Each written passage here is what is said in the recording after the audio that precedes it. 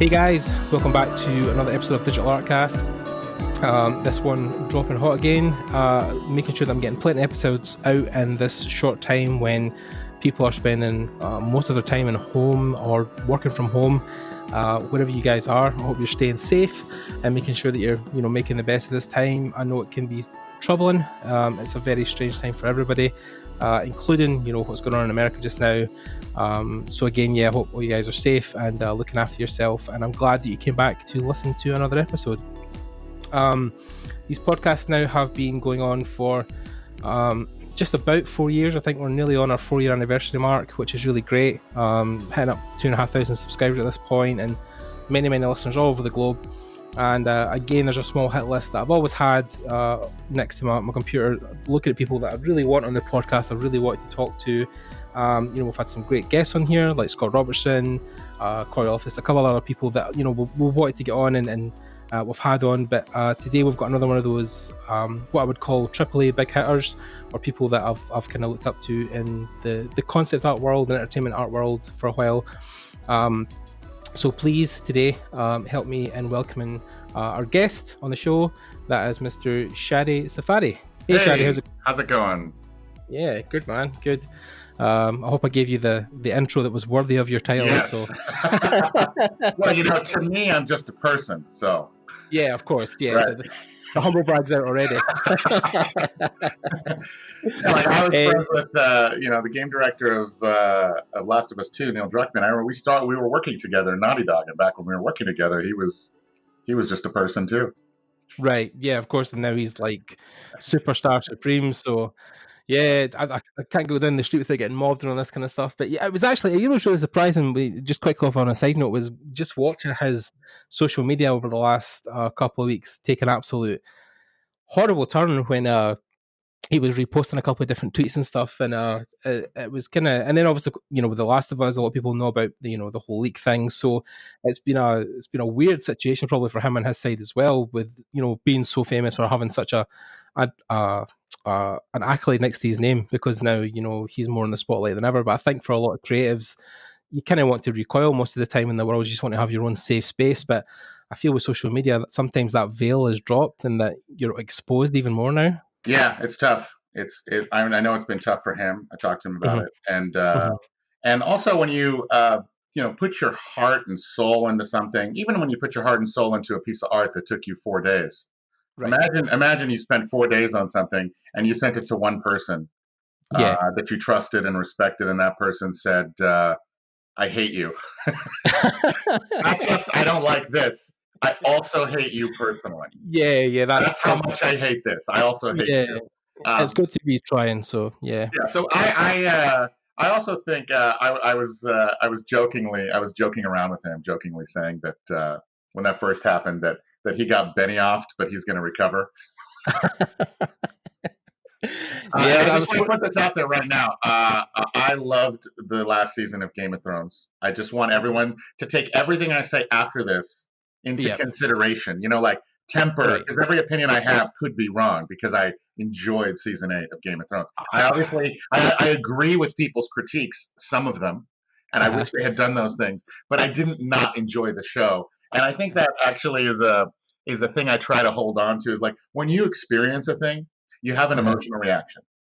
And just because someone else says, I didn't like it, sometimes you adjust your experience retroactively to coincide with what popular opinion is, because you don't want to be an outcast and you don't want to feel stupid.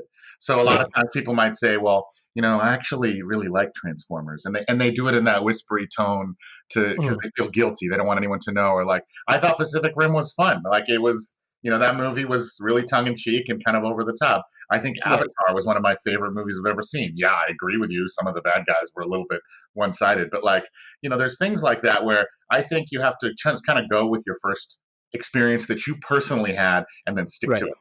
And so, I think it was a little bit of a struggle, but I also was joking with him saying that when the reviews came out, he would rise like a phoenix from the ashes, and thankfully that's what happened. So not that reviews are everything. Obviously a lot of things get fantastic reviews. I sometimes, to make myself feel better, read the 2 bad reviews of Shawshank Redemption.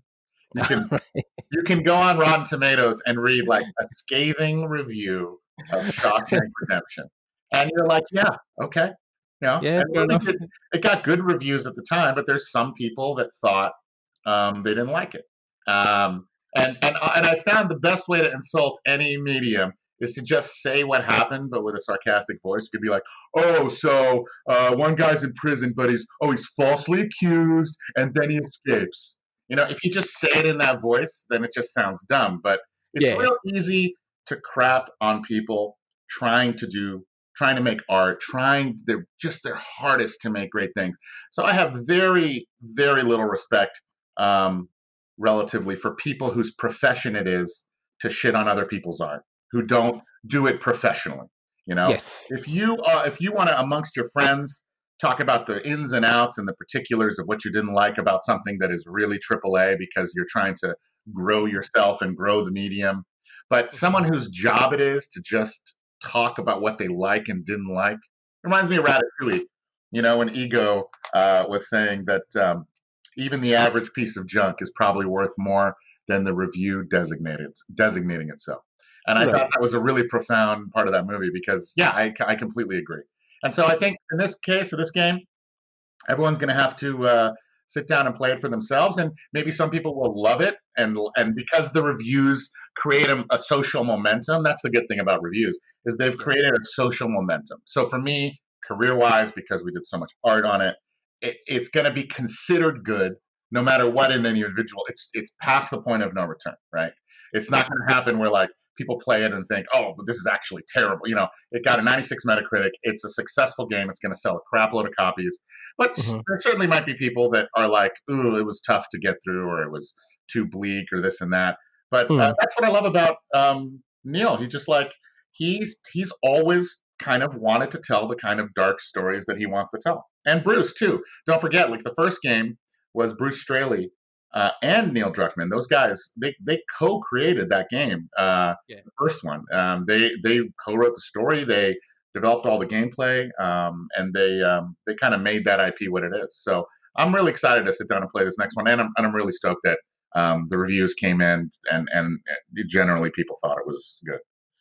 Yeah, I mean, in general, when I think you create anything that takes a part of you with you on that journey, that when you put it out there to be judged, you do feel like you yourself are being judged. I mean, I know I have watched the original Last of Us documentary that Sony done on the making of the first game and really got involved in how because I love watching making of stuff.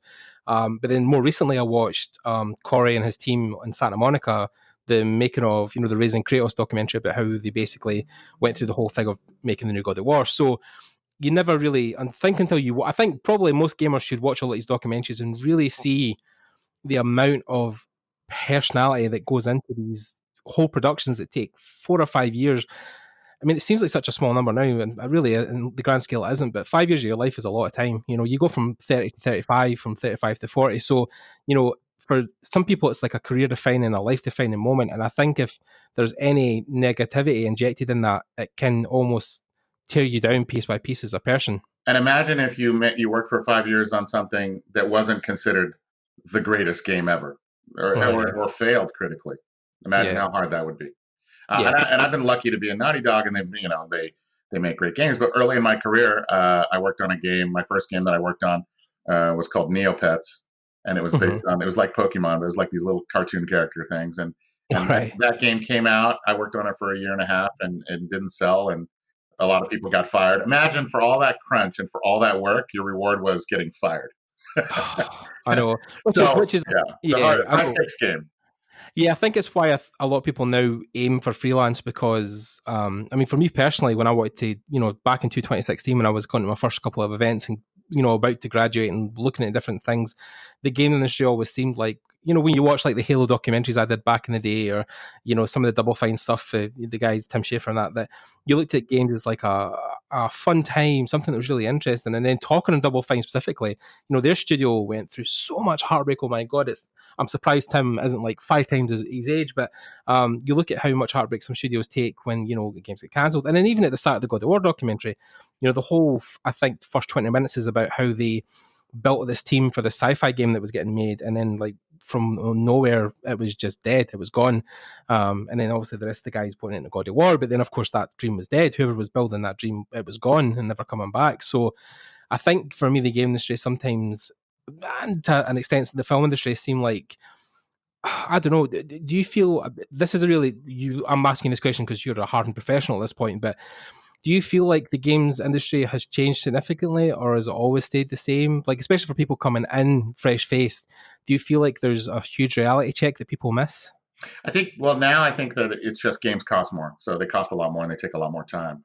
So they have less opportunity to take risk. But at the same time, I don't know if this is true because I work mostly in like, big budget AAA space, but I would guess because of the Apple games, I don't know if you guys, if you've played them, but like on Apple TV, you can subscribe and then you have access to all these cool, fun, a lot of really fun, interesting games. Quite a few I played actually on my Apple TV using the Apple TV remote. Plus there's phone games, which actually I play more games on my phone, definitely not on the toilet while pooping. But I play more games on my phone than I do on my PlayStation 4. The PlayStation 4 the dust gets blown off of it when it's time to sit down and get through a full on thing. But Apple TV games, I think phone games and also because the technology, the 3D technology, because of Unreal, because of Unity, has made making games so much easier that I think there's a lot of space, more space, I would guess now, to make smaller, fun games if you're really about the game play. Yeah. But here's the tricky thing about games. We all know movies are about story. That's the point.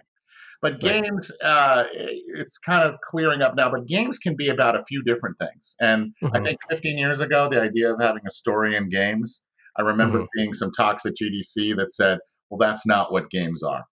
Some big name people saying that's not what games are. Games are about gameplay.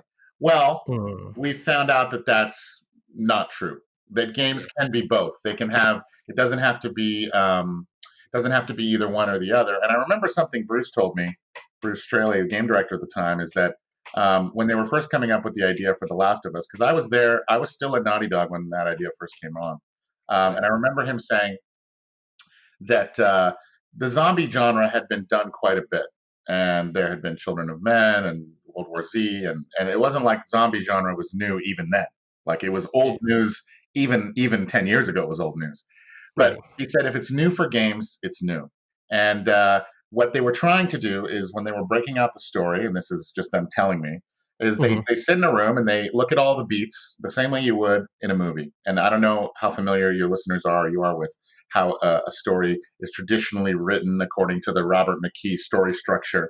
He has a book called Story that kind of outlines it. But roughly they were kind of following that idea, which is you have 3 acts and you have a bunch of cards you put up on the wall of all these moments that you want. And then you figure out what the arcs of the characters are going to be from beginning to end. They start off this way, and they're going to end up this way. And one of the important aspects of that is the characters and the interactions that they meet along the way are going to be telling different sides of the lesson that they're going to learn. So in Last of Us 1, Joel and Ellie Joel had to learn to care about someone again, because no spoilers, but we're going to spoil Last of Us 1. It's too late. You haven't played it. It's been long enough. The beginning of Last of Us 1, Joel's daughter dies. So Ellie becomes his sort of makeshift daughter. Well, he's got to learn to love again. He's got to learn to care. And then at the end of the game, he has to realize that what's more important, the life of one person that I love, or the life of many.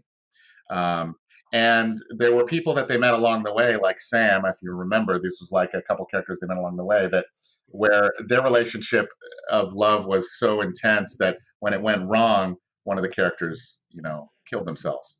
So it was like, your point is to try to make all these moments along the way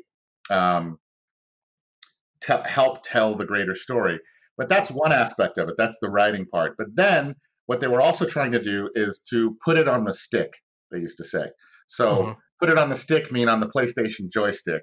Like, how do you make story moments happen while you're playing? So if you're trying to develop a relationship between 2 characters, you want Ellie to suddenly be useful within the game. Like, you're trying to climb somewhere and she says, oh, I think there's a ladder over here. And then you as a player feel, oh, thank you, NPC. It's technically an NPC, but you're grateful to the NPC, and you start to have that feeling. So they were kind of pioneers. It'd been done before, but never so concertedly, never so focused. We're going to try to put gameplay and story in together so that gameplay moments match the story. You can't be mad at Ellie if the cutscene after is you guys hugging. Right. And then at the same time, they built it using traditional storytelling techniques about how character arcs work and stuff. So I think those two things made the first one. They took and they were still we all went too, but they were still going to Robert McKee workshops. They were reading storybooks for the first time. When Neil and Bruce started, they were learning story the way anyone would by looking at books from the guys who were the most famous at it. And then the first one became what it was. But also it has to do with, I think, their particular taste. Because I think in video games in general, the people who've been making games for a long time, we're all like kids, you know. It's an industry run by kids, by 14-year-olds who are really into this. They're like, yeah, and now it's 30 years later, and they're in charge. But it was cool to have some fresh thinking come in, like Neil's sensibility for what makes a good story. Allowed them to have an ending of The Last of Us 1, which I'm going to spoil, is that, Joel at the end decides not to, have Ellie be killed in order, because she had the cure in her body, but the only way they were going to get the cure out was to kill her. He decided not to, and then he lied to her about it. So it ended on this bittersweet moment. Well, that's a sensibility, taste, really subtle thing that, like, that artist, those writers, Neil and Bruce, they like that. They decided to go with that. The audience ended up liking it. But that's a rare thing for games, to bring that kind of nuance into it. I think part of the reason that was possible, I think part of the reason Last of Us 1 was possible, is structurally the way Naughty Dog was built, and because of the history they've had. So they had Crash Bandicoot, right? Did great. They had Jak and Daxter, did great. I think somewhere around Jak 2, they got bought out by Sony. It was Jason Rubin and Andy Gavin. And once they got bought out, Sony was in charge, but Sony let them sort of do their thing, like figure out the games they wanted to make. And from within Naughty Dog, Amy Hennig came up with, everyone was talking ideas, but she helped come up with the idea of Uncharted, the idea of like a modern Indiana Jones. And that game was a hit. And then Uncharted 2 came out, and it was a huge hit. And Neil and Bruce had a huge hand in Uncharted 2. That's when they kind of built their sort of storytelling chops along with Amy. But and then Uncharted 3 was a huge hit. And so there was hit after hit of the studio kind of making their own thing. And so when they were looking for a new IP, and Neil had this one-page pitch that he gave to people, and it was really powerful because he had read some books about how to pitch, I'm sure, and he had this one-pager that described these moments. And I remember because he pitched it to me too. He got us in rooms and pitched it. He pitched it to the president, co-presidents at the time, Evan Wells and Christoph, and they liked it. And they liked it enough to try it out. So that's kind of amazing for someone to just work somewhere, because keep in mind, he just worked there. He wasn't like a high-up person. But he was dedicated. He worked really hard from within the company. You had a company structure that allowed for that sort of thing, which is pretty unusual for someone from just within the company to be like, I have this idea. You have Sony, who was smart enough and hands-off enough to be like, yeah, guys, what you got? What do you think? What do you think? And you got Evan and Christoph, who knew that maybe this could be something that could potentially make money too, because they have to be concerned about that. Like, does this game have a market? Can it work? And all along the way, they kind of let people who were not necessarily the highest up people have a shot. And that's always been a culture thing there. I'm not there anymore, but like I know the culture was like that. Is that if you're good, if you have a good idea, your idea can rise to the surface if you're good enough. I mean, you have to power through. I'm sure there was a lot of battles going on the whole time, but that's a really awesome feature about that company. Now, I do freelance now for a lot of AAA studios, and that's not how they're all set up. Most AAA studios are run by daddy publisher to some degree. Daddy publisher, here's the idea, decides based on market what it can do and what it can't do. But not all studios have this sort of so much trust in the storytellers and so much trust in the creators. And part of that reason is because you should trust them. Like Neil and Bruce at the time, they know a fucking lot. Like I've been, by the way, can we swear on this thing? Oh yeah, fuck okay, yeah. Okay. I've been on the butt end. Bruce and I work together quite a bit now because he's working on his own. He's working on some cool stuff. But back when I worked there, I was on the ass end of some like tough feedback, some tough critiques. But I don't think I ever felt like those guys didn't know what they were doing. Even when I was upset, even when I was like, "Damn it," they're like busting my ass. I never felt like I didn't trust their judgment, and I think that's a general feeling. Now that also is just a stroke of luck. Partly because Naughty Dog lets good people rise, but also partly because those guys just happen to really know what they're talking about. Now, someone else could not as much, and then the game is going to show it, you know? So just a really lot of things have to align to allow something like The Last of Us 1 to happen. And now it's a little bit more proven. So Last of Us 2, thank goodness, it was proven to be a decent, awesome game, and reviewers liked it. And I'm sure the 2 is going to be awesome too. But they've been proving themselves so many times that I don't think they're going to get checked by anyone until they make a game that doesn't do well. And then Sony's going to come in and start, flexing. But until that happens, they're going to be left to make their own awesome stuff. Yeah, I think it's a very intense operation over a couple of years, and I think given that level of trust is hard to get from a high level. I mean, I know, here close by is Edinburgh, and in Edinburgh, and the beating heart of the city is Rockstar North, and they guys are responsible for Grand Theft Auto, and they basically get left to their own devices now because they spent so many years crunching and working really hard and putting out those awesome games, and now, of course, whatever they're doing. But the publishers they work with are the guys who are investors are very happy to just let them do whatever they want to do because they have such a legacy. So I can totally understand where Naughty Dog have came from because, and side note, by the way, Amy Hennig is one of my all-time, I'm just a fanboy for her work. I mean, back in the day when she was writing Legacy of Kain series with Crystal Dynamics, like that was my shit for a long time. Oh yeah, like that. I was just, we were talking about story, but like I was going to say, when we play these games, or I played these games growing up, I was never thinking about, that jump mechanic was really good and it stayed with me for a long time. No, it was the stories, like Amy's stories and Soul Reaver, like those were the things that I grew up around, and other stories of that caliber at the time when games were just becoming a thing, that was the things that stuck with me. And of course, The Last of Us, phenomenal. Just, even watching Troy and Nolan North and stuff play it recently on their channel, and watching them revisit that first 15 minutes was like harrowing, because I knew how I felt the first time I watched it. I was in tears, but yeah, like seeing them revisit that stuff, the stories, they do stay with you forever. And I think that's almost a good transition into just how pieces of art can stay with you as well, because I think looking back at the first Last of Us, especially, even Uncharted, and and again, I'm a long time Jack and Daxter fan. I'm still waiting for them to reboot that. Please God do.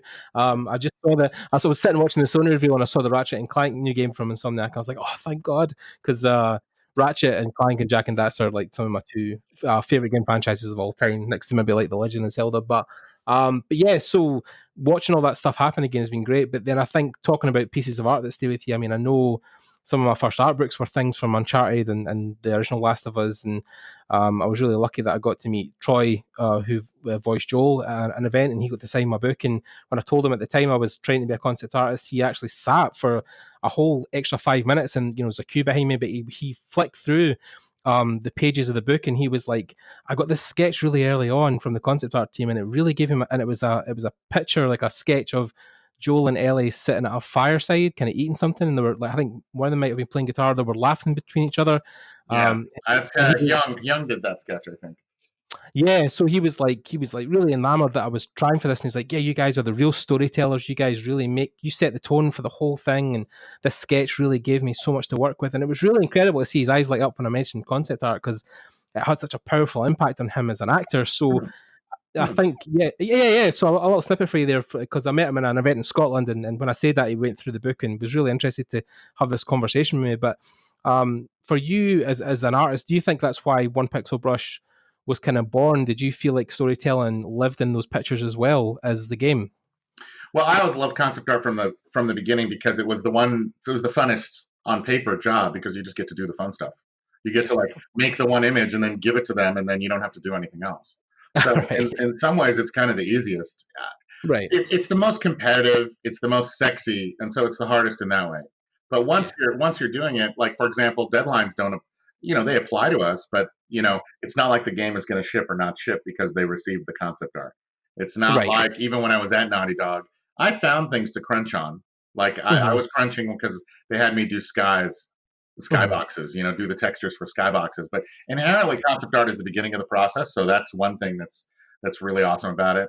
I of course always try to we always try to put a character in the shot so that there's some kind of awesome storytelling moment, even if the character in the shot is just like 90% of our images are just like the character with their back to us, back to the camera, walking into the frame. That's enough. Right. It's just person arrived is the story, or person explores. That's what I mean by story, just like something super simple. So yeah, absolutely, the storytelling element is fun and important. And also, I will say, you kind of have to fight for it, because there is an element of concept art that is like, we did a lot of black and white rough sketches for the 3D artists that just show where the objects are, where the things are. But it's also fun to do finished pieces, It's fun. It's also expensive, and it's also time consuming. So the fact that Naughty Dog had the time and the budget to commission, 860 like relatively finished, maybe 750 are like realistic key art looking images, and then like 100 are black and white. But that's a lot of concept art. That's a lot, yeah. I was going to say, that's a lot of concept art. Yeah, and it was because, John Sweeney was the art director, and he's a concept artist, so he believed in concept art. And a lot of times we would just blue sky different areas. But yeah, it was always really fun to think about making the art for things. But I will say this too: the artists at One Pixel Brush are the ones that are doing the art. I'm exchanging emails. That's my job on this thing. So for me, the IP that we're working on, what we're actually doing, is matters less to me. What I started 2 years ago was writing, because I got into I was kind of inspired by what Neil and Bruce did, and Bruce left Naughty Dog, and I pitched him an animated movie idea, and we workshopped. Oh yeah, your animated movie, yeah. Yeah, we workshopped it every day. Not every day, but we met once a week, and we workshopped it and went through the exact same process that he did with Neil, helping to shape up this story. Because I wanted to learn too. I thought that's really cool that he did that, and I almost felt like bad that I hadn't gotten after it sooner, that I was only in art. But I had to learn this new craft from zero, and it was. And now, when concept artists are starting out and they're struggling, and they're like, "How do I break in?" I feel you, because I'm at the bottom of another mountain. Right. And it's a really hard thing to say. Okay, I'm king of the hill over here, but I'm going to climb all the way down, and I'm going to start back on square one on a brand new whole thing, assuming writing is a whole new art form, which it completely is, and just hammer away on it and get ready to take abuse instead of applause. Because if I right now, you might go to a GDC and people are like, "Oh, you're a concept artist, that's great, and I know you," and all that. But as a writer, I'm nobody, right? I'm zero. But enough people that I pitched it to, who were the closest experts that I could get my hands on, which happened to be Bruce at the time, gave me great feedback, and I ended up getting to pitch it to DreamWorks, like the vice president of DreamWorks. I pitched it to the heads of Illumination development, and I pitched it to the president of development at Netflix. So I got these like insane, huge meetings, having never pitched anything before, partly because I had vetted it through many layers of the best experts I could get my hands on at the time. Let someone, and writing is annoying because when you give it to someone, they have to read it. So even though it's a 15-page treatment, you're burdening them. It takes a lot more time than just looking at piece of art and saying yay or nay. But that's the process of climbing kind of from scratch. And people saying, like, I like it, but no thank you. What else? And I'm like, okay, cool. So I'm just going to keep powering away on this thing. And so for young artists that are starting out, because I'm kind of back at square one on this other thing, I'll say you kind of have, one of the things that really helped me was deciding, as I started, I was like, I'm going to do this writing thing, storytelling thing, till I'm dead. And that's what's going to happen next. So either I'm going to die and having made something that's cool, or I'm going to die having made a bunch of shit that I thought was cool that nobody else saw. And so there was no option to give up. There was just an option of like, I'm going to use all my spare time for the rest of my time on Earth to do this thing. And I think that's a really important attitude for starting concept artists. The number 2 thing I think that is good to consider is that you have to kind of find some mentors. and whoever the best, closest people you can get your hands on that will respond to your emails and respond to your Facebook messages. I sometimes get a lot of messages, not a ton, but one every couple of days about a portfolio. Sometimes I file them away in folders. I get back to very few people, but I'm responding to emails all day for hours doing that. So sometimes I just don't get back to stuff. So, but what I would recommend is you don't want to send something to me. You want to send something to like a one pixel brush artist, right? Right. You want to send something to the guys. First of all, they know more than me. They're better than me at art, and they aren't as getting as much, people sending them stuff. So that's kind of my philosophy with writing is like, I'm going to talk to writers who work in TV or writers who work in these different fields or any writer that I know. I'm not going to like send my script to Steven Spielberg, and I'm not comparing myself to Steven Spielberg, but I'm not going to send it to him and be like, hey, what do you think? Because I'm disrespecting his time at the moment. And I'm not saying people are doing that when they send it to me. I'm just saying send it to the people who are around you, who are the best people you know, and the experts that are not a big name necessarily, but you love their stuff. Yeah. So if you go on ArtStation, as soon as all this concept art drops, you're going to see a lot of artists' names. I posted a couple days ago about, and I listed all the artists who worked on it. And you can Google any one of them, look at their ArtStation, see what they've done, and the ones you think are good, you should message them and see if they can start a relationship with you, giving you feedback. Another thing I would say is you should only send stuff too that you think is like really pretty good too. That helps because you send it after you've already gotten it to the point where you think it's good. That's the best time for someone else to say it sucks. Right. If you already think that there's lots of problems with a thing, it's harder to get feedback from someone else. It's way easier. I only send things I'm proud of, and then I have it shit on. And by the way, with art too, I send my art all the time to Eitan, to my girlfriend. I send it to Bruce. I send it to different people in the early comp stage just to see what their thoughts are, and they do this. But then, of course, you're also in the position where you've already climbed that mountain and being good at art because you got a job at Naughty Dog, right? So you've already got to a point now where your art, and for however, because you're obviously doing AD stuff now, you're emailing, you're working with clients. So is that something that you miss doing, particularly as being in the field and doing the art side of it as well? Or art directing sucks. It sucks. It's just more lucrative, so that's capitalism. Right. Okay. Talk to Sweeney about that one then. What's that? Talk that to Sweeney about that one. How art direction sucks. I'm sure he'll agree with you. I mean, his is a lot harder. Well, and it's inspiring to help people, and it's inspiring to watch them get better, but not that inspiring. It's way more fun to do art. Yeah. I know some people could say, I just love watching other people coaching. Coaching is great because I get to watch other people play the game. I like playing the game. But I spend a good amount of my day doing art, especially in the past since this year started. I decided I'm going to get as good, at least, as an average one pixel brush artist. I want to get good enough to be hired by me, which I'm not right now. So this beginning of this year, I really dived in and started digging into all the software that I needed to learn. And that included Blender. I learned Marvelous Designer. I got Substance Painter and 3D Coat on the horizon here in the next month or so. But this year I put a pause on everything. I have another story that I'm ready to start pitching, and I have all those connections, but I'm like, I want to actually do art. So I'm creating just every day. I'm spending a good amount of time getting back into art, and absolutely that's the most fun. That's the most fun thing. It's way more fun than art directing. Art directing is nice, and that is a little bit of a problem in anyone's profession. You get better at a thing that you're really good at, and then you get promoted. And now your job is to tell other people how to do it. But you there's a beauty. I remember at Naughty Dog, there was a guy a programmer who got promoted to president, and he didn't like it, and he left. He wanted to be a programmer, so he just left. He just stepped down. Yeah. So for some people, it's not their thing. I remember I mentioned it to Neil because he's a co-president, but I thought he'd like, I was talking to him like, are you afraid that you're not going to be able to do like the writing and the gameplay? And if you become co-president, you're going to have all these other responsibilities, and I'm not sure that he'd be into that. And he was kind of implied that he's tired. He's like, no, I'm good. It's good. It's fine.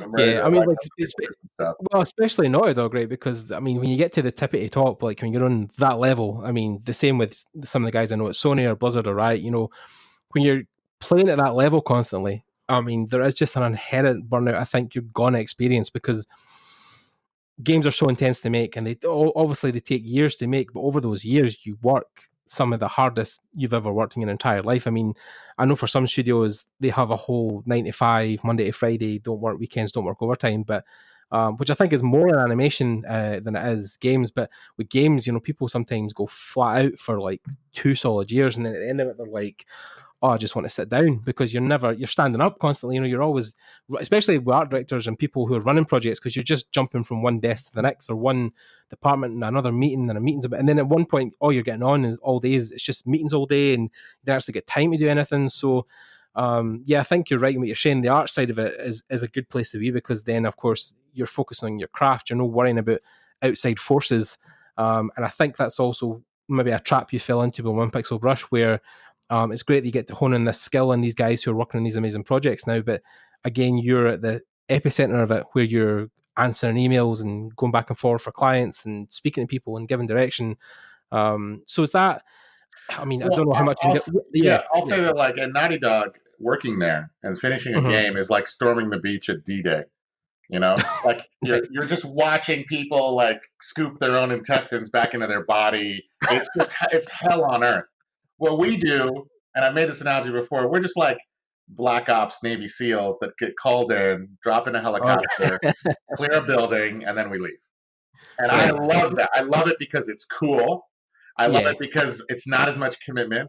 I love it because I'm sitting in a base running comms with my headset on, and it's now the caveat is those Black Ops guys have to be the best ever.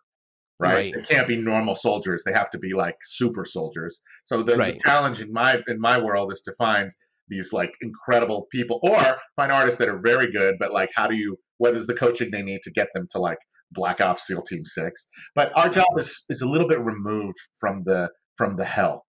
And so someone like Eitan, who has been an artist there for a long time, he could easily be an art director too. But he doesn't want to. He didn't want to like be like punished, dealing with personalities, dealing with stuff. John Sweeney is like unbelievably good at just working with him is so easy. He's humble. He's calm. Again, I'm seeing him from just like general talking to general. So I'm not there like for the day to day. I'm not on the beach. So I'm not seeing the shrapnel fly.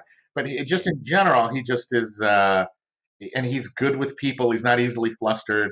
He's a chill dude. He's like incredibly good for that job, just from a personality perspective. So it's tough. And he misses his art too. I mean, he's doing art right now ever since the game slowed down in terms of like, got close to shipping. He's been furiously working on his own projects. He just posted an amazing painting that he just did. So good. Yeah, and he's really excited about his own thing too. He didn't get to do a ton of art for Last of Us just because he was managing people. But the money's probably pretty good. So it's like a trade-off. You're like, what do I want? Do I want some more monies? And I think One Pixel Brush is a good balance for me, because I like running the studio is good, but what I like more than I'm not making a huge amount, but like I'm doing okay, is that I have freedom now. So if my girlfriend and I wanted to go to Hawaii and work from there, I don't have to ask for days off. And by the way, the contractors, the artists that I work with are the same. I had two artists last week being like, I'm going to go for a couple weeks. And I'm like, oh, okay. Well, I guess I'll just figure it out. And they're like, yeah, because things just opened up, and I know I said I was going to be gone for a few days, but I kind of want to go like for like a couple of weeks. And I'm like, well, yeah, you can do whatever you want. You're all contractors, a lot of them, most of them. So, but also, and as a little bit of like, oh damn it, I wish I had this. I took this job because I expected this one particular artist to be around to work on it. So now they're not. So there's a easy instinct that I could have, and I think a lot of managers and art direct probably could have, and people that work in companies, where I should be like, well, you're not down for the company cause. Like, you really should stick around, and if you really cared about this project, or if you really believed in this, you would be here for this. But I just don't believe that. These are just fucking jobs.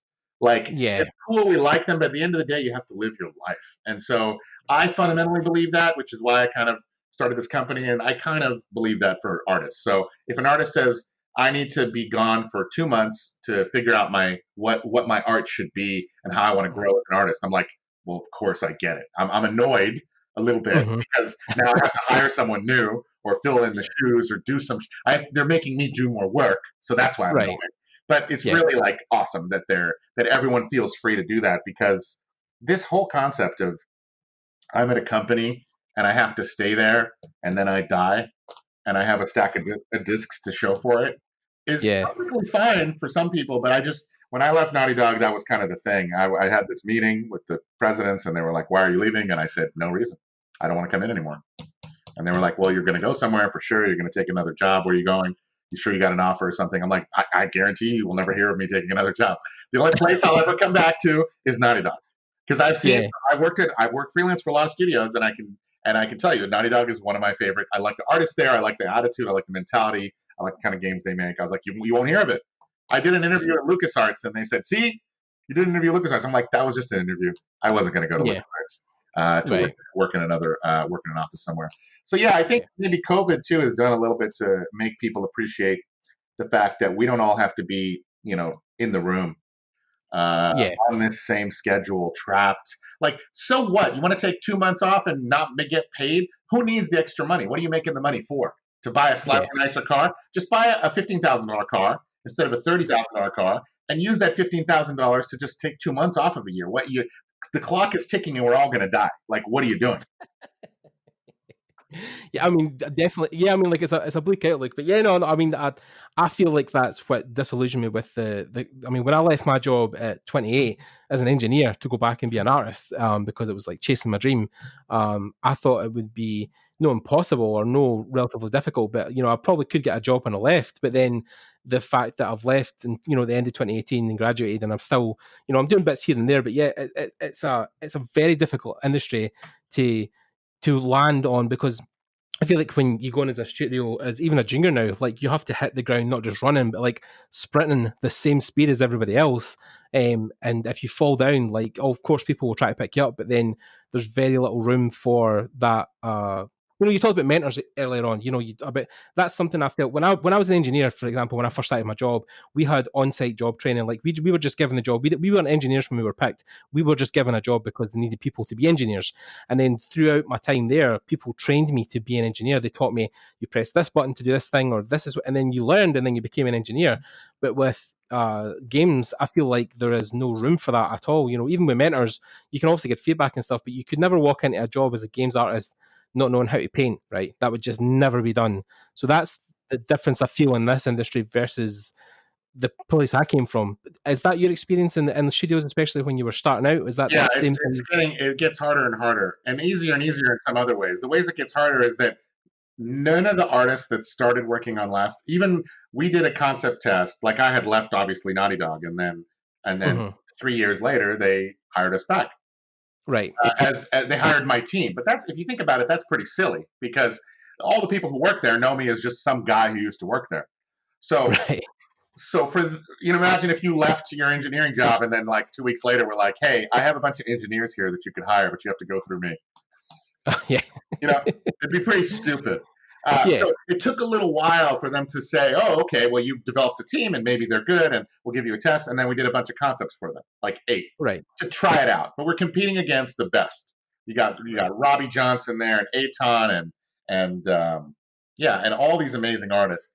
And so we did this bunch of concepts, and I thought they were very good, and they thought they were very good, and they hired us. And and I didn't know how many. It could have been 20 images, it could have been 30. Ended up being 800, shockingly. But those images that we first delivered, I don't think any of those made the art book, and I don't think any of those artists would have quite been hired at One Pixel Brush right now.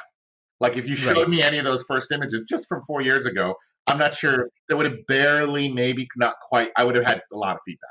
They would have barely not made the cut for today. So yeah, it's changing constantly. The industry is moving so fast. But I will say this: a lot of the ways that it's changing have gotten a little bit easier. In that, yes, it's a pain in the ass to learn Blender inside and out. It's a pain in the ass for sure. But once you have that tool, once you're kind of fluent in 3D, you have like an 80% block sort of how to do things kind of out of the way. The only thing I will add is that, yeah, there is a fundamental artistry that is besides the learning of 3D, because a lot of our concepts are done in 3D now. There's a fundamental artistry in like how to arrange compositions and where to leave rest and where to put texture and where to remove texture. And that's, of course, a more nuanced art thing, and it's a harder thing to teach. But actually, I am coming out with a bunch of short YouTube videos that are going that where I interviewed my own artists that I work with and asked them how they did specific pieces for The Last of Us 2. And they're not going to be deep dives into how to learn Blender. You know, you're going to have to learn Blender on your own or glean what you can from the video. But they're just going to be me literally asking questions I don't know the answer to. Like, How the hell did you do that Ivy? And they're like, oh, there's a program called Ivy Generator. Look, what are you talking about? Yeah, there's a standalone program that's free that's called Ivy Generator, and it creates procedural Ivy. And that's how I did this Ivy. And they're like, well, how did you do that Ivy? And they're like, oh, that's a photo of Ivy. And you're like, what? And then the whole image looks exactly like it was all, done in with the same technique. Right. These little videos that we're going to start releasing really soon, and as the game comes out, I think they're going to be these little story kind of vignettes where I just sit down with an artist and we just get into it for like 20 minutes to 30 minutes on a single image. And I think that's going to be really eye-opening for people in terms of what the process is and what the process is like in modern times. Yeah. Yeah, because there's not a lot of... I mean, I say there's not a lot of... There's probably is. I mean, like, just speaking, I just actually bought a course from Jan Urschel the other day about, some of his stuff he does in Blender. And I know, Yama, a couple of those guys have done stuff. So it is more commonplace now for Blender to be used for concepting. But I think that's also something because it's relatively... Because Blender itself, the tool we use now, is relatively new in the sense that, 2.7, whatever was the life-changing version that only came out maybe like a year ago or something. So for a lot of people, they are still like catching up at the back of it and trying to figure out all the little buttons and what they do. So it's great, I feel, for like a lot of pre-comp shots and stuff for concept. But like you said, that stuff doesn't overly replace or just automatically make your stuff good. You still need a fundamental foundation in art that tells you how pictures should be, like you said, composition, areas of rest, all that kind of stuff. So I think what it does is it allows production artists who already have those essential basics down to then make their workflow, their pipeline exponentially quicker. So rather than having a perspective light, that's all done for you. Yes, and there's also a double risk that happens when you're using 3D, is the 3D looks so realized that it slows down your creative thinking. Like the tool affects your art in such a dramatic way. I remember back when we were doing outdoor painting, we were using brushes in Photoshop. And sometimes when you would paint outdoors, you would, by default, your battery when it was unplugged would be in low power mode. Now, when it's in low power mode, a subtle thing you don't know is that the processor is using a little bit less juice because the CPU uses quite a bit of battery to run full power. Right. The processor was using less juice in low power mode. You're painting outside. You make a stroke in Photoshop with a brush, and it takes a second to update. Just a 1 second. Right. Now, you cannot fucking paint at all because when the juice, the amorphous word that we've talked about, it's just like how to sell. When the juice is coming out of you, it cannot come out of you if you have to wait a second after every brush stroke. What happens is you make a brush stroke, and then you make another one and nothing happens, you get frustrated. You make another one, if it doesn't happen, you get frustrated. You make a third one, it happens. But now you forgot, you lost your rhythm. It's like a dance where you can only do one step at a time. You can't dance. You can take steps, but you can't dance. And so 3D tends to do that to people because it's much slower than a brush stroke. So if you're not fluent in it, if you put a bunch of cubes around, if your graphics card is slow, that will ruin your life. Like if you have a too slow computer with a too slow graphics card and it's not updating fast enough, you can easily get bogged down. And now instead of just kind of trying a bunch of different compositions, you're like building this house of cards that you don't want to mess up. And whatever you kind of have is what you decide you like instead of like trying a bunch of things. And so the huge mental chasm to cross when you're using 3D is get a render that kind of is there, take it into Photoshop and just break that mother. Just fucking draw on top, change shapes, have freedom, and on one layer, have that freedom to work on top of that 3D because the 3D can be suffocating. Because just like the brush thing, it's too slow. And even within Blender, because it has two renderers, it has the Eevee, which is very fast updating but doesn't look quite as good, and the Cycles, which is really slow. Sometimes you're working in EV because you want to keep that flow and that rhythm. You want to keep moving fast. You want to move the camera. You don't want to slow down. But then you kind of want to have a peek at what it looks like in cycles. So you click on cycles and you have a little peek. And you're like, oh, but what if I had this one little thing? You had one little thing and then you rotate and you're like, oh, cool. But it takes 10 seconds for it to refresh. And now you kind of stay in cycles because you really enjoy seeing the render look a little bit better. And you realize that an hour and 20 minutes later, you haven't done shit. All you've done is like move a few things around because you completely lost your mojo. So that's, I think, the danger of 3D. If you're very aware of that, the 3D can get you, but they immediately switch brain modes to be like juicing, fast, and then switch back to slow, switch back to fast. That's the thing that makes a great concept artist in the modern time, because those tools are such a different part of your brain and they need to be combined and alternated between much more quickly. Yeah, I can imagine like the tools now are just so exponentially, and I think Blender, I think that also was a game changer more because it was free, right? It's absolutely 100% does cost absolutely fucking nothing, so it's almost like insubordinate or like irresponsible of you not to learn it, because this free piece of software that does all these amazing things is sitting in front of you. Yeah, and there's add-ons for Blender. Everyone knows that they're add-ons. They're basically little mini programs that people make that work within Blender. And so, like, one of them is called Physical Starlight, and it's just a sun program. Now, there's a sun in the thing, but it's really nice to just move a few sliders around and do the elevation and the azimuth and just have a quick sun in there. If you need a better sun that you need to work on, you can do something else. But there's Asset Sketcher. There's one called Botanique that does like ready-made trees. There's one called Scatter that has like incredible grass. And you will find, people are going to be shocked when you start seeing some of the Last of Us concepts. You see this photoreal image and you're like, how the hell did this happen? Well, yeah, the guy is a master, sure. And he found this perfect photo of mud incredibly and integrated it perfectly because he's got an incredible eye for light. And then all the trees are completely from a program, Yep. And you're like, what? Yeah, what? It's amazing that it's a huge amount of cheating, but then there's like 10 other places where only a master could kind of tune it perfectly. So and here's the tricky part too, is the people that are masters of art don't want to cheat. They want to do it the traditional way. So to have that combination of human being that has incredible skill, but has no problem at all having their skills be completely obsolete at any moment, as soon as a new thing happens that is better than their skills, they're like, no one needs that skill. Fuck that skill. Trees from an auto-generated tree thing, fucking done. Now I don't do trees anymore. I could do, but I learned them. I drew a lot of trees. I could perfectly design trees, but fuck it. I'm going to focus my energy on just the areas where I need to. That's the mark of like a modern badass, what I would call SEAL Team 6 concept artist.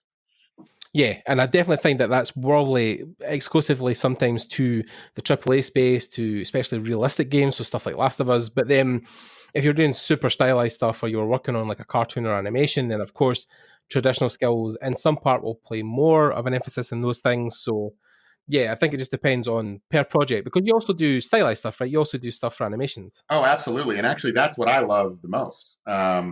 Mainly because I need to find my own lane, because how am I going to compete with those Last of Us artists? I'm going to kill myself. But yes, I got into Mischief. I was going to say I got into Mischief Painter just because you mentioned it one time. Which one?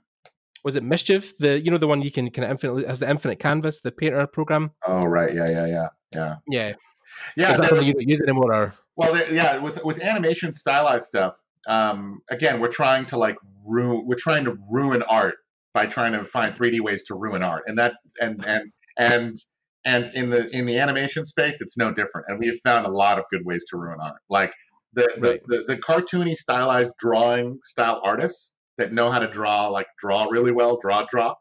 That is a very difficult skill, and it's probably the hardest and most rarefied skill to get someone who's really good, because it's much easier to get a couple items in Blender, put a nice renderer on, and it's going to look pleasing to the eyeballs. But a drawing, if it's a little bit off, doesn't look good. If it's not well constructed, doesn't look good. And you need knowledge of shape and form, and you need a lot of experience drawing. So absolutely, line drawing, design of characters. We have a couple artists that are really good at that. That's a really difficult thing. Whereas like on Last of Us work, if there was a guy who was gone or he didn't finish the image, I could give it to someone else and they could finish it. Right. The line drawing of characters is still probably the most traditional skill that we have, that is really hard to find. But I will say, past cell shading, like you have let's say you have that cartoony character, and you do like a flat color sort of cell shading look. As soon as you're going to render it past that point, in my opinion, we go to ZBrush. Because it's so easy. In fact, for the new IP I'm working on now, I kind of created a pipeline that I decided I want. And that's the great thing about me learning the technology, is that I learned a couple of the technology things, and I'm like, no one's ever done this. Let me see if I can do it. Which was to take a model from DAZ, D-A-Z, which is a ready-made program that has ready-made posed characters, and you can pose them however you want. Or you can export them into Blender, and they still have a skeleton and a rig, so you can still pose them however you want. And in DAZ, there was a couple sliders, and there was a couple packs you could buy that were like stylization packs. And they were not very good. There's one called Morpheus, and it was okay, but you could start to stylize the character a little bit. But it was based on a drawing, because the drawing is I drew the drawing, but you needed to have a drawing to know where you're even going. Stylized it a little bit in DAZ, took it into Blender, and then sculpted it in Blender, which meant shit. Now I got to learn the sculpting tools, and I need to learn Blender, and I need to know how skeletons work, and I need to be able to move the rig around. So talking about like weeks, month, maybe of like dealing with bullshit, figuring out what the right process to export it. When you export it, some things don't come through properly. It's just a mess. A lot of technical bullshit. But at the end, my goal was to say, can I have my own character designs in 3D, fully rigged, pretty good, so that I could pose them and create story frames, so that I didn't have to redraw the character, and I could have them very well realized in 3D. And I figured it out, and so now that's what I'm kind of doing. But it took like 2 months of just bullshit. When the character is done, by the way, being sculpted, it goes into Marvelous Designer, which is a program for designing clothes. And you can cut out the seams of the shirt, the pattern, as if you're a seamstress, put it on the character, and then do a simulation, and it drops onto the character. And it's like, is that even necessary, or can you do it in Blender, or should you do it in Marvelous? And then Marvelous isn't good with very hard surface things, so if there's a belt buckle or something, you got to go back into Blender and do that, or maybe you can do that in Photoshop. So like figuring out between these 4 programs, what is the fastest way for each one of those things to help, just so I can do the simple thing of creating quick story frames, required a not very quick process of months of learning a bunch of stuff. Now, there's no way I would have done that if I didn't, if I wasn't around people all the time that are doing all this stuff, because it's such an expensive time. It would much easier just be like, why don't you just draw it? Okay, let's just draw it. But that's how kind of concept art is you got these few outliers, and I'm not normally an outlier. Normally, I'm just following someone's footsteps. But you got people climbing this Mount Everest, right? And they're going higher and higher, and sometimes they don't go the right way, so they have to come back down and go another way. And then once they figure out the right way to go, then I just follow where they went. I'm rarely on the front line, because they're spending 5 times as much time figuring out the right way up. Now, on this one thing about creating story frame characters, I did do all the exploring myself. But the really good artists, they're kind of always doing that. They're spending their time constantly trying new things, new software, new stuff, new techniques. Is it IvyGen? Did Blender come out with an IvyGen? Is there a new IvyGen? This is new IvyGen add-on that existed. There's 4 ways to do Ivy. Well, it's kind of tempting to be like, well, just use a photo. Why am I doing all the work? But that hunger for whatever the newest thing is kind of like the way things are now. Yeah, I think it's a way where sometimes even traditionally, if you were just, say, an oil painter or a canvas painter, once you had your paints that you liked, maybe it was oils or acrylics or whatever you were using, and you had the brushes, you had the canvases you like, even though you were maybe trying to build that core skill of how to paint people, how to draw things, you weren't really like, wondering about the next new technology or something else that's came out. And then, there's guys I know who just will religiously stick to pen and paper, to ink and drawing, or depending on your craft, obviously that can be relevant, because, a lot of comic artists, maybe some will pose in 3D, some won't, and some guys, but even people I admire, like TB Choi, who I met at Lightbox, her character development skills are incredible, but she's a very traditional type of person where her entire world is pen and paper, chalk and board, or just working in Photoshop for digital stuff. And I just Facebooked her just so I could see. Oh yeah, those are awesome. That's beautiful. Yeah. Oh, Choi's, yeah. I mean, from South Korea, was an anatomy teacher across there, and now I think she's in LA working. I think she does a lot of stuff now for Riot, for character skins, for character development. Yeah. But one of the best in the world, and her skills were completely honed on sitting in front of a book or a stacks of paper 5, 6, 7 hours a day, like Kim Jong-ji as well, and just honed that skill completely 100% until it was almost perfection. So I think and that's the one area that's interesting that you bring her up, because I'm looking at her art. It's amazing. That is the one area in which a lot of this doesn't apply. If you're doing that like Riot, if you're doing that specifically that Riot Games style, that hand-painted figure look, that is almost entirely exactly like you said, all traditional skills. And if your goal is to be like her and work at Riot, then that's one of the few lanes which I would say, not sure Blender applies as much. I'm not sure Marvelous Designer is necessary. Maybe it is. But those artists, they tend to have this hand-drawn look for everything, and that's what makes them so cool. So for those people, she's got some really stylized stuff that's amazing too. Oh yeah, she's one of a kind. She was at Lightbox displaying at that time. She had a booth. She was selling stuff like her books and stuff. But I cornered onto her early on through streaming, because she was on Twitch so much. Originally what she was doing was teaching life drawing online, because she'd done it within South Korea, but then she wanted to go online and reach other people. But then eventually, of course, because her stuff was so good, guys from LA were contacting her. They were trying to get her over. They were doing workshops with her. She would go to Blizzard and teach for a day, or come up to like a brainstorm and teach as well. And then the more and more she got popular, just the offers started coming. And now I'm pretty sure, I'm not 100%, but I'm sure she's just moved to Los Angeles, because I think she did get some kind of work offer from Riot, and now she's doing other things. But yeah, she's one of the people that is, like you said, like the outliers who are just so good at the craft that people are just, and she only, she can definitely draw backgrounds and stuff, but like most of her work on ArtStation, especially if you explore it, is just characters in white backgrounds, but her characters are so well developed, and she has such an understanding for characters that it's almost like the specialist versus the generalization thing is what I'm kind of getting into. Yeah, and I think you follow what your thing is that you really like, and I think in this case, if you really like, and I think when I was starting out a little bit in my career, if I'd have seen her stuff, and there were people that did stuff that's the kind of this style, that was kind of more my jam. Yeah, because you thought you were going to work in Jack and Daxter, right? Exactly. That was totally my thing. It was more that than working on something realistic. A lot of these techniques were born out of necessity to make the game look more and more realistic. But that's not necessarily the best way, the good way to do it. You might want to have it look all really hand painterly. I enjoy stylized shapes. I love that. But I love seeing a finish that has some real materials. I like seeing the different materials. I like telling that the fabric's fabric. And even if it's a stylized way of making that material, I like seeing all the different materials in the actual thing. Like kind of how our movies are, but Spider-Verse did a really good job of it. Or the most incredible example is The Witness, that incredible short that Alberto Miegla made for Robots, where it was, I think that's, and Klaus as well. I think those two, The Witness, Klaus, the movie on Netflix that was made by those guys at SPA, Sergio Pablo, and the Spider-Verse movie. Those are three fantastic examples of the art style really making it all the way through to the final thing. Yes. Now, they use quite a bit of figuring it out with technology, but I'm really excited about style if it's going to make it to the final thing. So as concept artists, we've gotten calls a few times to be like, can you give us some concept art of this character? And I say, yeah, well, it's gonna look like for example, let's say they asked for a Navy SEAL.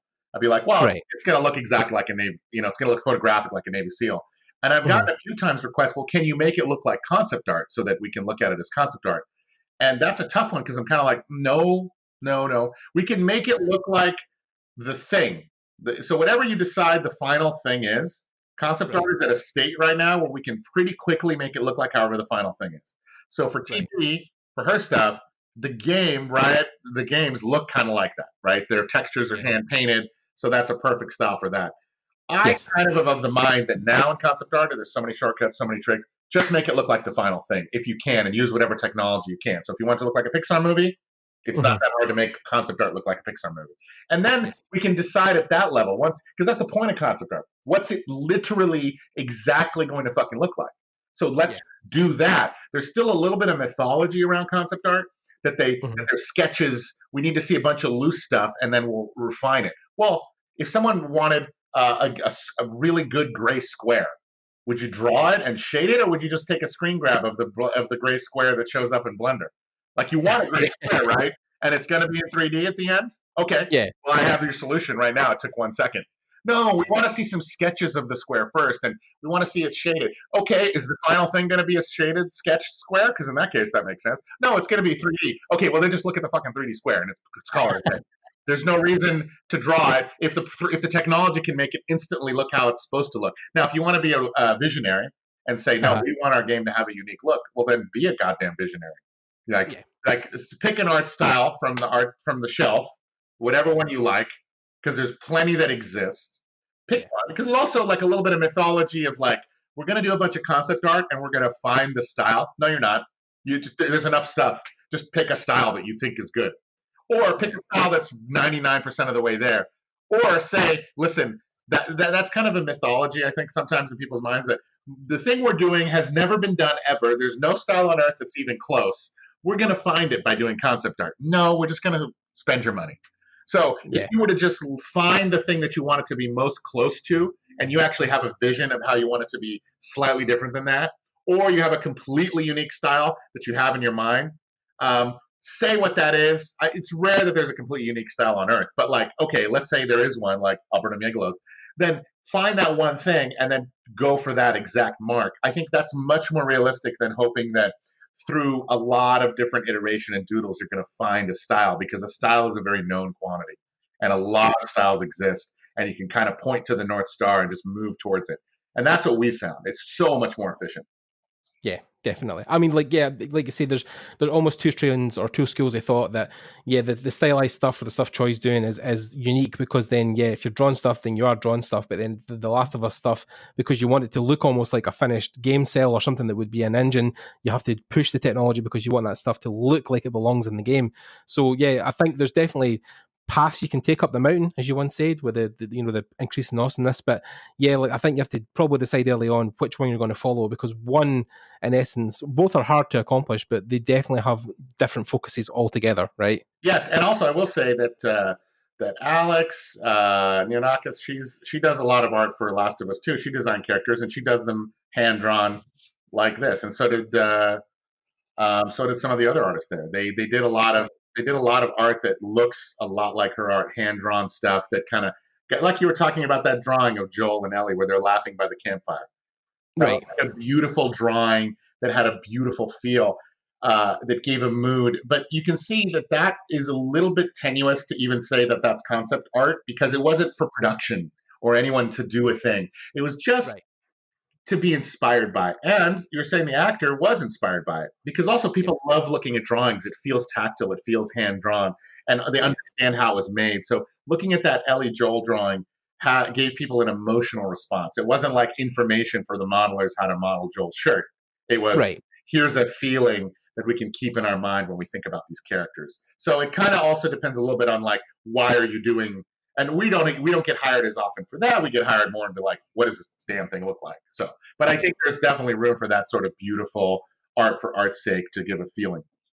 Yeah, definitely. I mean, I feel like that's exactly what you're trying to get across, is that those things aren't built for production. It's more just like, and I think for Troy, that's probably was the first time he actually saw what Joe was going to look like realistically, like what he was going to be head to toe be wearing, how he was going to be interacting with Ellie, and I think that was a conversation starter, right? That's what a lot of concept art is usually a good thing for, is starting that conversation of, well, what do these buildings really look like? How does that thing in the distance work? Are they going to be using that? So I think that's almost the job, right? It's not just storytelling, it's starting a conversation for design, concept design even, and how things are fleshed out in the game. Totally. And I think if you're in-house and there's a little bit of room where we don't know what the game is yet, that's a perfect time to have those kinds of conversation starters.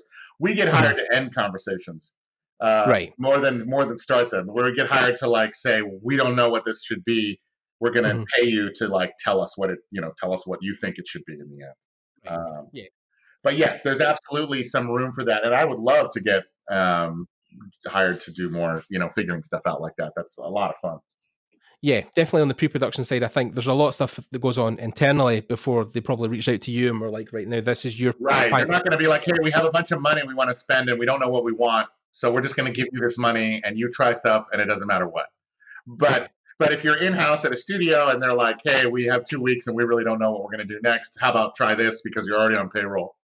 Right. That's different, Makes a lot of sense. It's unlikely that we're going to get freedom like that, because why would they call us to give us money when they don't know what they want? Yeah, of course, yeah. Well, I think that's a great note to end on, Shaddy. I think we've covered a lot of bases in this talk today, and I definitely feel like I'm more educated than I hope my viewers and listeners are. I hope you guys really enjoyed it. Thank you for coming on and talking to us. It was an absolute honor to have you and to listen to your thoughts in the industry. It was definitely more enthusiastic and more over the top than I thought it was going to be, but I love every minute of it. Every minute. Wow, man, I appreciate it. This was a lot of fun. Yeah. So, I mean, if you guys have any questions for Shaddy, just leave them down below as per. I'm going to leave all his details below as well for One Pixel Brush and for Shaddy himself. If you have any questions, you can reach out. And of course, Last of Us 2 will be hitting, landing on PS4 in a couple of days. I think at this point it is only a couple of days away. And Friday. And I think Thursday night at some time, maybe you can even download it if you already have it pre-downloaded and purchased. The midnight launch, yes. So yeah, definitely. If you guys enjoy the game, or want to give some feedback, well, maybe no feedback about the game, but if you enjoyed it and you're an artist and you want to maybe talk about the art, then of course, Artbook is on Amazon right now. You can order that book. I think it starts shipping on the 23rd. And all the One Pixel Brush artists, it says their name and it says at OPB.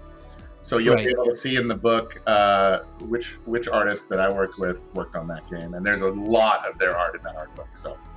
Yeah, I mean, I saw even I think there's a limited edition version of the book as well that has like some prints and stuff in it. So I definitely am going to be grabbing the $80 one and the $27 one, I think. So the $80 one is like limited edition, and then the $27 one I think is similar. It has all the same art, maybe. So get the cheaper. Plenty out there. So, but yeah, if you guys have any questions or anything you want to ask below, just make sure you check out on YouTube. This is usually where we're most active. Of course, you'll find us on different podcast services and Spotify, stuff like that. And yeah, again, thanks to Shaddy for coming on. Thanks to you guys for listening. Stay tuned for more episodes coming up as we go on. There's a lot happening. And then, we'll just speak to you guys later. Thanks for tuning in, and see you guys later. Bye.